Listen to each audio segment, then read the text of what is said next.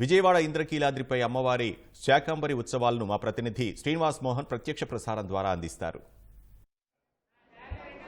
అమ్మలగన్న అమ్మ ముగురమ్మల మూలపుటమ్మ బెజవాడ కనకదుర్గమ్మ సన్నిధిలో శాకంబరి ఉత్సవాలు ఘనంగా ప్రారంభమయ్యాయి. ఇవాళ నుంచి 3 రోజుల పాటు శాకంబరి దేవిగా అమ్మవారు భక్తులు దర్శనం ఇవ్వబోతున్నారు. ఇంద్రకీలాద్రి మొత్తం వివిధ రకాలైనటువంటి కాయగూరలు, అలాగే పండ్లు, దుంపజాతి కూరగాయలతో మొత్తం అమ్మవారి సన్నిధి, అలాగే ఉపాలయాలు మొత్తాన్ని కూడా అలంకరించడం జరిగింది. అమ్మవారి మూల విరాట్తో సహా ప్రాంగణం మొత్తం అంతా శాఖలతో అలంకరించి అమ్మవారి ఆలయంలో ఉత్సవాల శోభ పూర్తి స్థాయిలో కనిపిస్తుంది. మనతో పాటు ఆలయ ప్రధాన అర్చకులు ఉన్నారు. సార్ నమస్తే అండి. ఇవాళ నుంచి శాకంబరి ఉత్సవాలు జరుగుతున్నాయి. శాకంబరి ఉత్సవాల ప్రధాన విశిష్టత. జై దుర్గాభవాని. ఆషాఢ శుద్ధ త్రయోదశి నుంచి పౌర్ణమి వరకు 3 రోజులు గత దశాబ్ద కాలం 10-12 ఏళ్ల నుంచి అమ్మవారిని శాకంబరీ దేవిగా అలంకరించి భక్తులకు అలంకారం ఇవ్వటం జరుగుతోంది, దర్శనం ఇవ్వటం. పూర్వము కరువు కాటకాలతో ప్రపంచమంతా బాధపడుతున్నప్పుడు ఋషులు, ప్రజలు అమ్మవారిని కొలిస్తే శాకంబరీ దేవిగా ఆవిడ ప్రత్యక్షమై, శాకములు అంటే కూరగాయలు అని అర్థం, శాకంబరీ దేవిగా ప్రత్యక్షమై అందరికీ ఆ బాధని తీర్చిందని చెప్పి మనకి పురాణాలు వాటిల్లో చెప్పబడుతున్నది. ముఖ్యంగా సప్తదశి దాంట్లో అమ్మవారి గురించి వర్ణన శాకంబరీ దేవి గురించి ఉంది. తదనుగుణంగా ఈ 3 రోజులు అమ్మవారిని శాకంబరీ దేవి అంటే వివిధ రకాల కూరగాయలు, పళ్ళతో అలంకరించి ఈ 3 రోజులు ప్రసాదం కూడా కదంబ ప్రసాదం అని ప్రత్యేకమైందనమాట.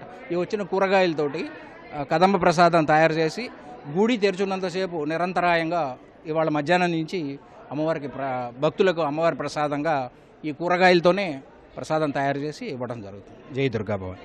అమ్మవారి మూల విరాట్ కానీ అలంకరణ కానీ ఏ విధంగా? మూల విరాట్ని కూడా ఈ 3 రోజులు 3 రకాలుగా, మొదటి రోజు ఇవాళ అన్ని కూరగాయలతో చేసాం, ఒకరోజు మొత్తం డ్రై ఫ్రూట్స్ తోటి, జీడిపప్పులు ఇలా వాటితో చేస్తాము, ఇంకో రోజు పళ్ళతోటి, అట్లా 3 రకాలుగా. మనకి రైతులు కూడా మొదటి పంటని అమ్మవారికి ఇచ్చేది అనాథగా వస్తుంది. రైతులైతే కానివ్వండి, మన హోల్సేల్ మార్కెట్లో వాళ్ళు కూడా మొదట వాళ్ళు వచ్చిన పంటని అమ్మవారికి చేస్తుంది. దాదాపు రోజుకి 8 నుంచి 10 టన్నుల వరకు మనకి డొనేషన్స్ కూరగాయల రూపంలో వస్తుంది. ఆ కూరగాయలనే మనం ప్రసాదం చేసి భక్తులకు మళ్ళీ పంచిపెట్టడం జరుగుతుంది. ఆషాఢ మాసంలో ఒక పక్క ఆషాఢ సారే, మరో పక్క ఏమో శాకంబరి ఉత్సవాలు, అలాగే మొన్నటి వరకు వారాహి ఉత్సవాలు. ప్రధానంగా ఈ మాసంలో చాలా వరకు ఆషాఢ మాసంలో ఈ పండగలు ఇవన్నీ నిర్వహిస్తుంటారు. ఇవన్నీ అంటే మన ఆషాఢ మాసం ప్రారంభం అండి, మనకు పండగలన్నీ ఈ రకంగా మనం ప్రారంభిద్దామని చెప్పి అమ్మవారిని ఈ శాకంబరీ దేవిగా చేస్తాం. మన ఆషాఢాల నుంచే మనకి అవన్నీ ప్రారంభం అవుతాయి పండగలన్నీ కూడా. ముఖ్యంగా ఇది అమ్మవారి తాలూకా ఇంద్రకీలాద్రిపై ఇప్పటికే పెద్ద ఎత్తున భక్తులు తరలి రావడం జరిగింది. వర్షం పడుతున్నప్పటికీ కూడా చినుకులని లెక్క చేయకుండా ఒక పక్క ఆషాఢ సారి సమర్పణ కోసం భక్తులు వస్తున్నారు. అలాగే శాకంబరీ దేవిగా ఈ రోజు నుంచి 3 రోజుల పాటు జరగబోయే ఉత్సవాలను తిలకించేందుకు కూడా పెద్ద ఎత్తున వస్తున్నారు. అమ్మవారి రాజగోపురంతో పాటు ఇతర ప్రాంగణాలు మొత్తం అన్నీ కూడా శాఖలతో అలంకరించారు. ప్రధాన ఆలయంతో పాటు ఉపాలయాలు మొత్తం అన్నీ కూడా సర్వాంగ సుందరంగా తీర్చిదిద్దడం జరిగింది.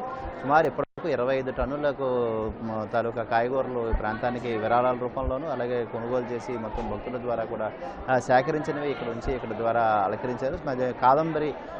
కదంబ ప్రసాదాన్ని కూడా భక్తులకు వితరణగా అందించబోతున్నారు. విజయవాడ నుంచి కెమెరామెన్ కోటేశ్వరరావుతో శ్రీనివాస్ మోహన్, ఈటీవీ.